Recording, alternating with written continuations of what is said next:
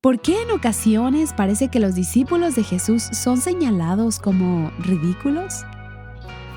Nancy DeMoss Wolgemuth explica por qué algunas personas les hacen pasar un mal rato a los creyentes. En última instancia, su problema no es con nosotras, sino con Dios. Porque cuando las naciones conspiran, es contra Cristo. Desprecian su gobierno y están decididas a desecharlo. Por eso es que se amotinan los pueblos. Estás escuchando Aviva Nuestros Corazones, con Nancy DeMoss Wolgemuth en la voz de Patricia de Saladín. Hoy, 22 de junio de 2026.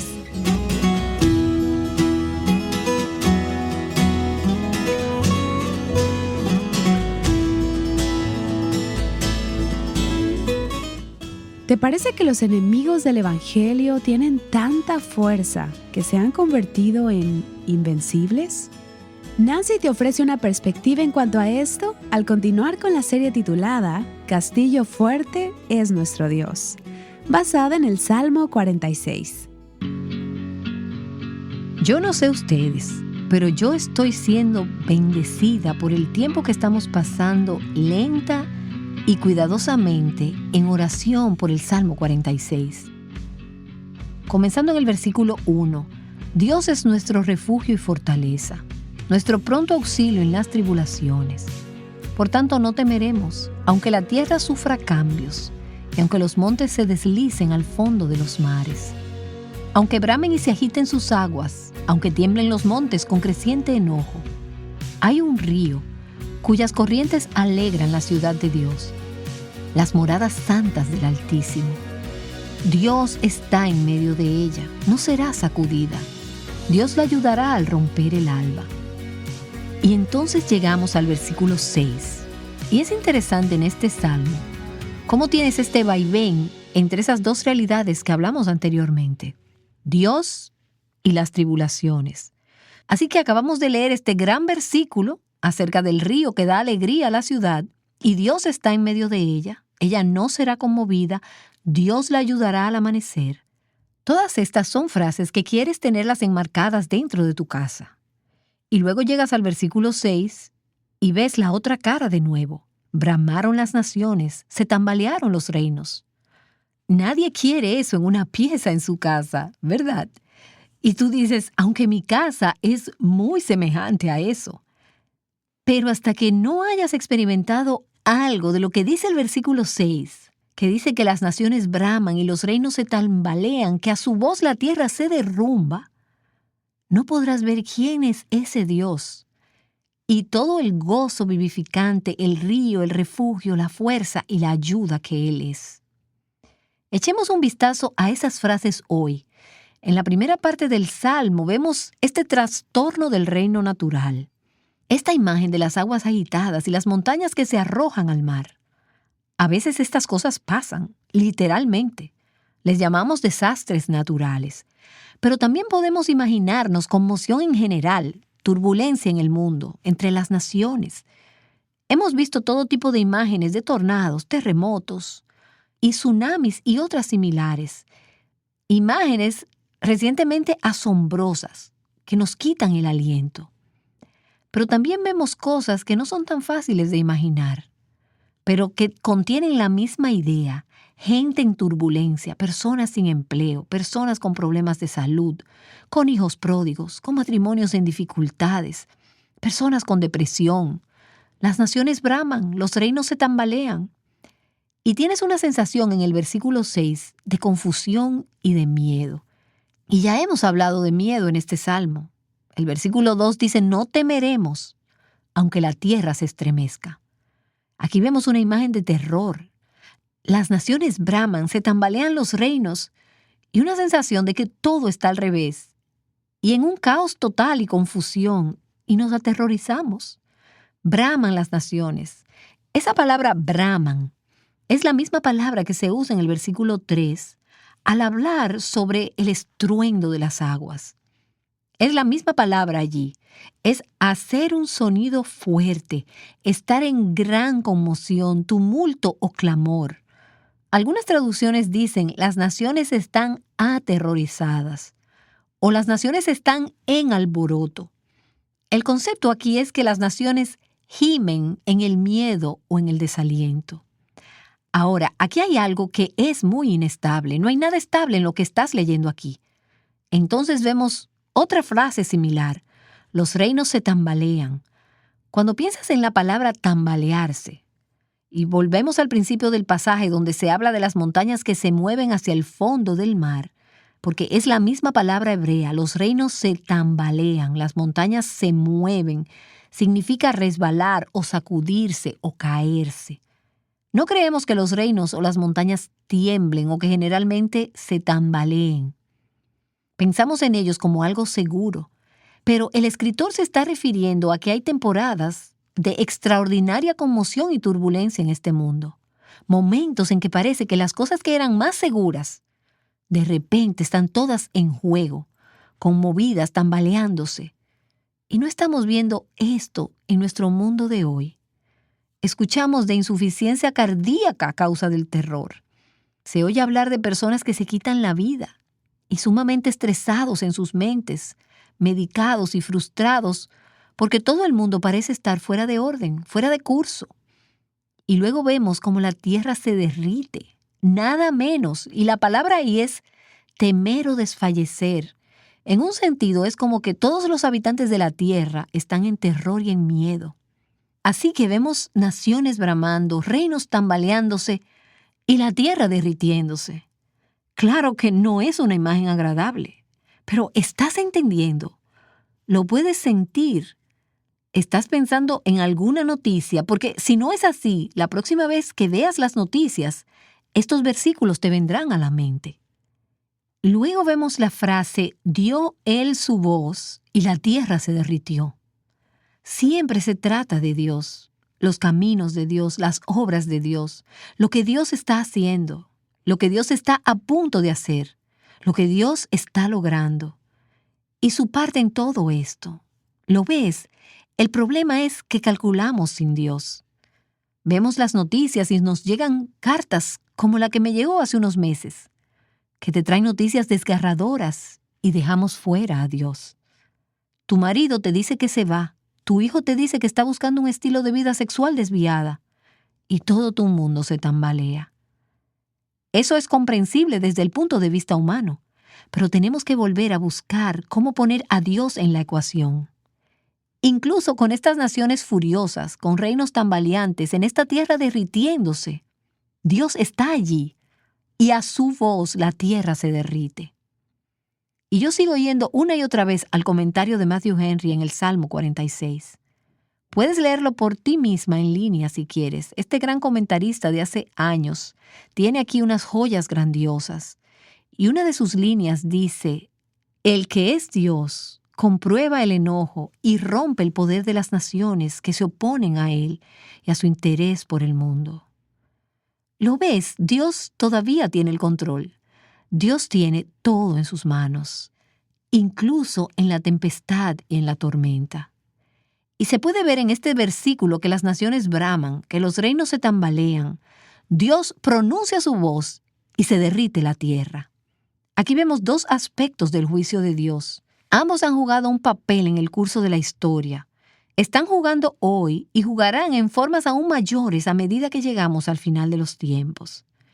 El primer aspecto del juicio de Dios es que la rebelión y la maldad de este mundo, las naciones furiosas, lo ponen en un curso que resultará en inestabilidad e inseguridad. Se amotinan las naciones, los reinos se tambalean. Incluso si Dios no fuera a intervenir directamente en el juicio, que sí lo hará, ¿qué será el segundo tipo de juicio? Tenemos este primer tipo de juicio de Dios cuando deja al mundo a su propia suerte. Así que Él permite que el enojo persista durante un periodo de tiempo, ya que en última instancia esa furia es en su contra. Y luego permite que las cosas tomen su curso. Es entonces cuando los reinos se tambalean, inseguros e inestables. Esta es una expresión del juicio de Dios. Él los deja solos a su propia suerte. Como dice Romanos 1, Él deja que el pecado siga su curso. Pero luego está este otro aspecto del juicio de Dios, que es su intervención directa en traer juicio sobre este mundo pródigo. Dios habló para que existiera el mundo por su palabra. Él sostiene el universo por el poder de su palabra. Hebreos capítulo 1, versículo 3 nos lo dice.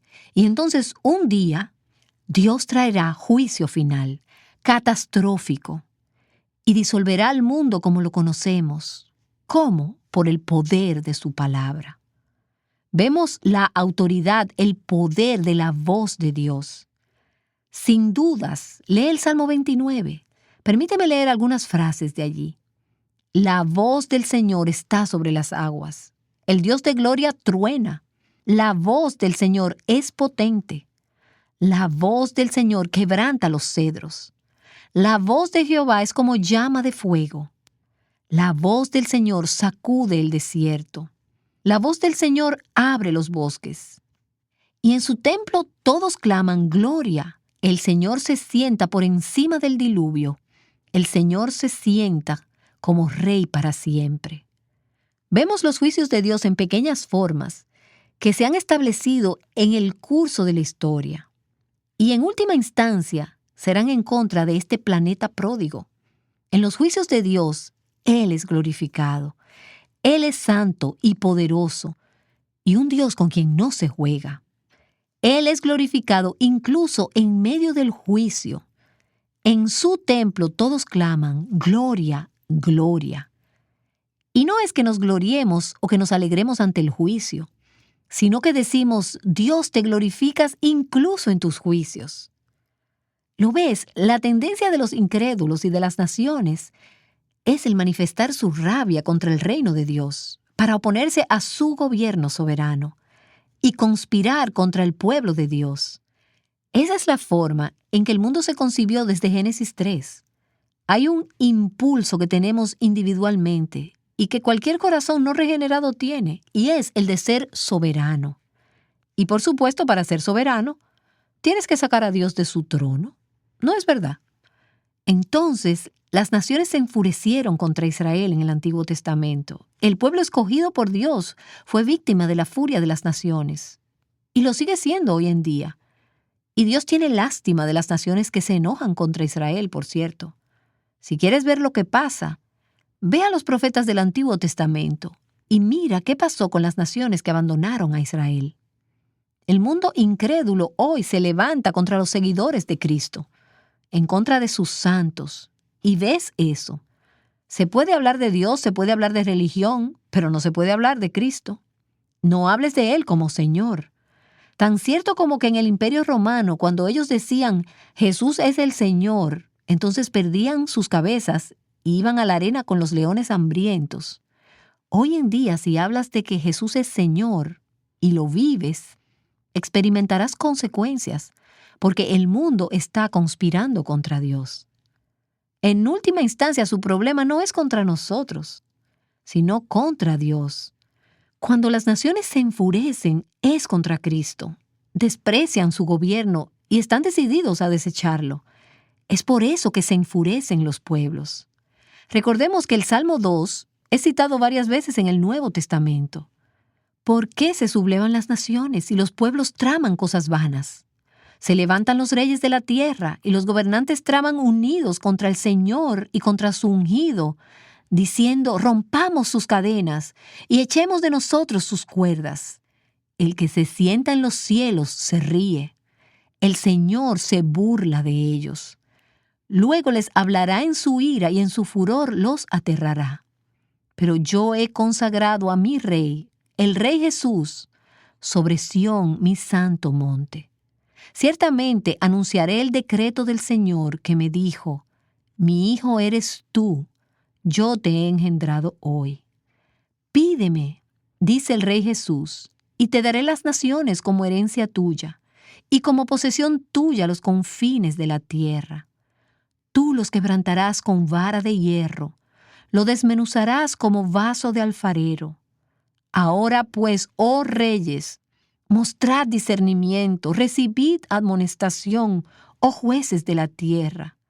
Adorad al Señor con reverencia y alegraos con temblor.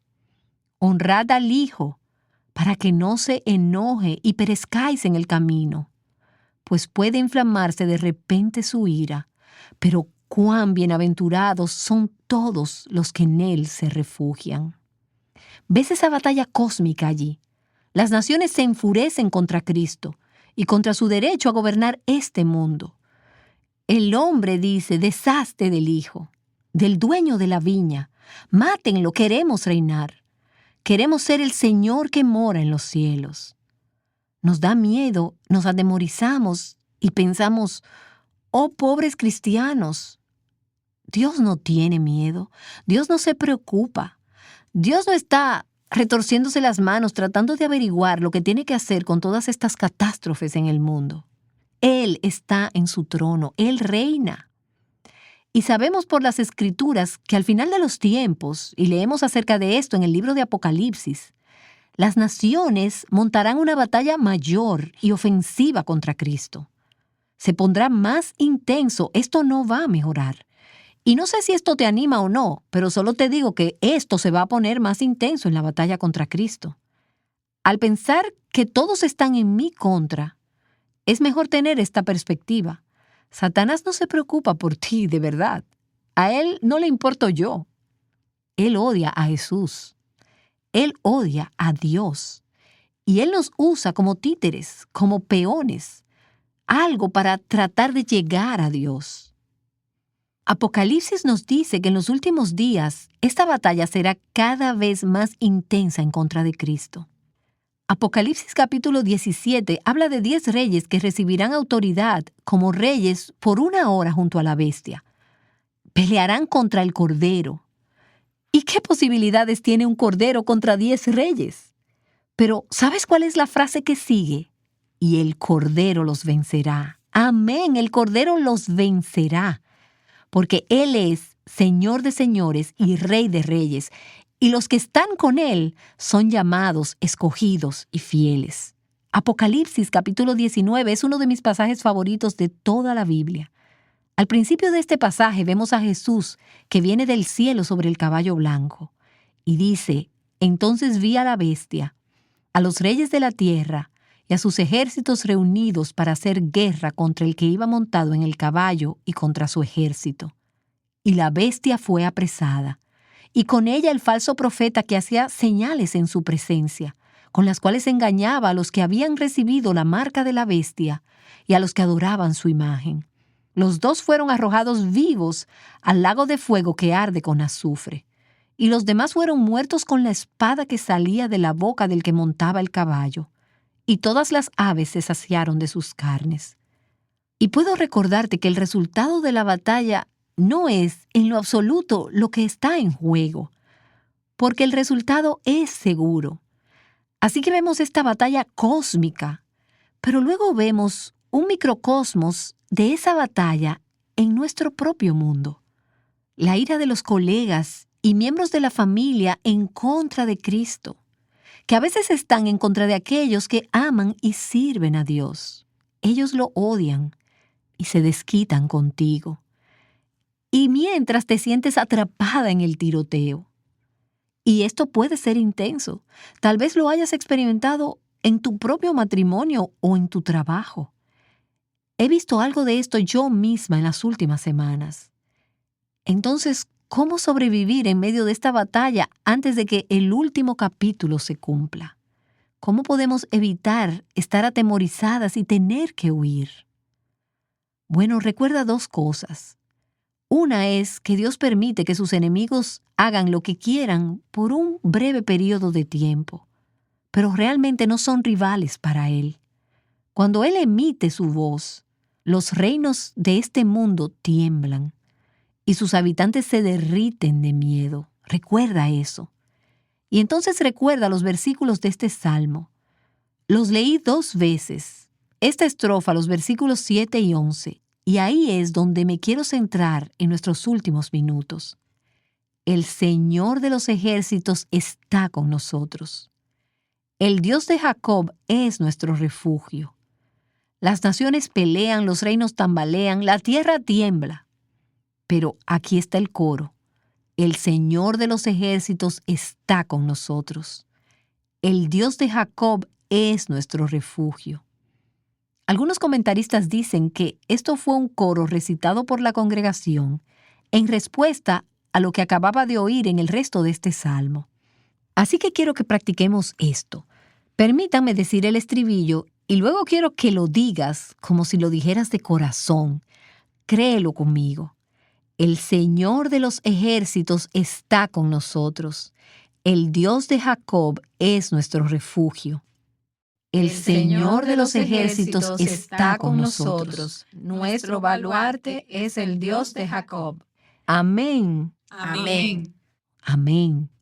El Señor de los ejércitos, Jehová Sabaoth, es un título militar de Dios, las huestes de los ejércitos de Israel, o pueden ser los ejércitos angelicales de Dios.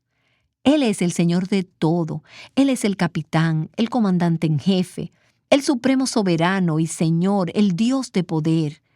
Y aquí está lo bueno. Él tiene todo el poder creado a su disposición. Todos los poderes creados en el cielo y en la tierra, Él los tiene. Él es el Señor de los ejércitos. Él rescató a Jerusalén de los ejércitos terrenales que buscaban atacar y destruir a Jerusalén. En última instancia, Dios subyugará a todos sus enemigos y logrará la liberación de su pueblo. El Señor de los ejércitos está con nosotros. Esto significa que Él está de nuestro lado. Su presencia, la presencia de Jehová, el Señor de los ejércitos. Su presencia es una amenaza para nuestros enemigos, pero es reconfortante para nosotras. Él es el Todopoderoso. Y mientras Él está con nosotras, estamos a salvo. Emmanuel, Jesús, es el Señor de los ejércitos, Dios con nosotros. Y Él ha prometido que nunca nos dejará ni nos desamparará. Y no solo es el Señor de los ejércitos con nosotros, pero el Dios de Jacob es nuestro refugio. Ahora, esa es una declaración de gracia. Jacob, el tercero de los patriarcas judíos, Abraham, Isaac y Jacob. Jacob no fue un héroe espiritual. Él tuvo una vida accidentada. Él era un engañador, pero el Dios de Abraham y de Isaac era su Dios también. Él estaba en una relación de pacto, y por eso el bienestar de Jacob no dependía de su fidelidad o de su propio carácter, sino del de Dios. Y eso no te pone contenta. El Señor de los ejércitos es capaz de ayudarnos. Él es el Todopoderoso. El Dios de Jacob ha pactado ayudarnos por su amor y por su misericordia. Y me encanta lo que un comentarista dijo. El Dios de Jacob es el Señor de los ejércitos. Más asombroso aún es que el Señor de los ejércitos es el Dios de Jacob. Tú puedes ser un Jacob. Es posible que tengas un hijo o una hija o un compañero que sea un Jacob. Pero el Señor de los ejércitos puede llegar a ser su Dios por la gracia. Es posible que hayas cometido errores en el pasado como lo hizo Jacob. Pero si has puesto tu fe en Cristo, Él es tu Dios, tu fortaleza y Él nunca te dejará. Así que en el primer párrafo de este salmo, tenemos la naturaleza agitada. En los versículos del 4 al 6 tenemos las naciones en un alboroto. Pero vemos en el versículo 7 que a pesar de todo, Dios es un refugio, un lugar seguro para su pueblo, una ayuda siempre presente. Dios es mayor que la furia de las naciones y reinos tambaleantes en cada temporada, en cada situación. El Señor de los ejércitos está con nosotros. Él es el Dios de Jacob. El Dios de Jacob es nuestra fortaleza. Y por cierto, esa palabra fortaleza significa un lugar alto e inaccesible. Nadie puede llegar hasta allí. Él es tu fortaleza. Tú puedes ser un Jacob, pero si estás confiando en Cristo para salvación, Él será para ti un lugar alto, inaccesible, una fortaleza alta. Cuando John Wesley estaba muriendo a la edad de 87 años, un pequeño grupo de amigos se reunió en torno a él. Él hizo un gesto para que vinieran hacia él y se arrodillaran para orar. Al terminar de orar, Wesley trató de hablar, pero en su condición de debilidad era una lucha tan solo pronunciar las palabras, así que ellos se acercaron más a él. Y Juan Wesley gritó con una explosión final de fuerza: lo mejor de todo es que Dios está con nosotros. Y luego, en el último gesto de triunfo antes de morir, Wesley levantó el brazo y repitió las palabras: lo mejor de todo es que Dios está con nosotros. El Señor de los ejércitos está con nosotros. El Dios de Jacob es nuestro refugio. Amén. Nancy DeMoss Wolgemuth le ha estado dando esperanza a aquellas que han sido ridiculizadas por su fe en Cristo. Este mensaje es parte de la serie Castillo Fuerte es nuestro Dios, basada en el Salmo 46. Ella está de regreso para mencionar algo importante. Hemos podido lograr que series como estas sean transmitidas gracias a los oyentes que apoyan el ministerio con sus oraciones y apoyo financiero. Tal vez tú has escuchado el programa durante mucho tiempo y te has beneficiado en gran manera del programa, pero nunca has invertido en el ministerio. Podrías preguntarte, ¿es Aviva Nuestros Corazones importante para mí? ¿Hay algo que pueda dar? ¿Estaría Dios de acuerdo que yo apoye este ministerio? Nuestros corazones están agradecidos con el Señor por permitirnos ver y ser parte de su obrar entre las mujeres de habla hispana. Dentro de los recursos que tenemos disponibles gracias a la colaboración de nuestras oyentes que donan al ministerio son nuestras conferencias, las cuales tienen la intención de invitar a las mujeres a unirse al movimiento de Mujer Verdadera. ¿Te gustaría participar de una de estas? Te recuerdo que ya tenemos fecha para nuestra próxima conferencia. Este 13 y 14 de noviembre de 2026 en Miami, Florida, celebraremos Mujer Verdadera 26. Preparen camino al Señor. La esperanza de que Cristo regresará por su iglesia cambia la manera en que vivimos hoy. Y mientras esperamos, es bueno responder juntas al llamado que nos hace Dios de vivir con fidelidad. Así que separa la fecha para celebrar esta conferencia con nosotras. La libertad en Cristo se vive en comunidad, perseverando juntas en la fe y en la obediencia gozosa.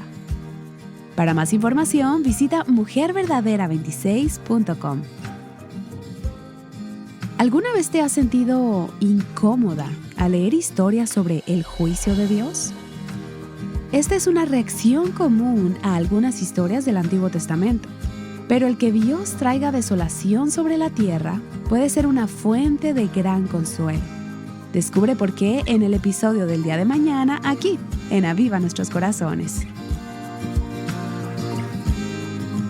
Llamándote a descansar en Cristo, nuestro castillo fuerte.